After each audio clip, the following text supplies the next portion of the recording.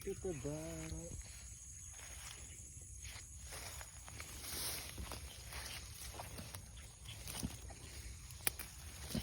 Ito lang ang pamako yung madami akong tukoy.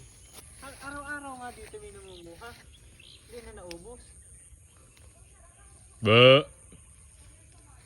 Yun.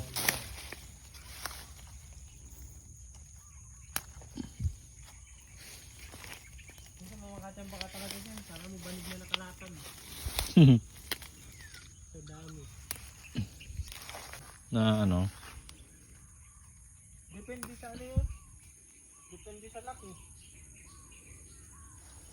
Pero saan kuya meron? Ah, meron bang kado? Yan. Kanino mo yan? Ha? Sa kusina? Sa kusina yan? Nagkakamalay na eh. Ginarote ko dun sa owner.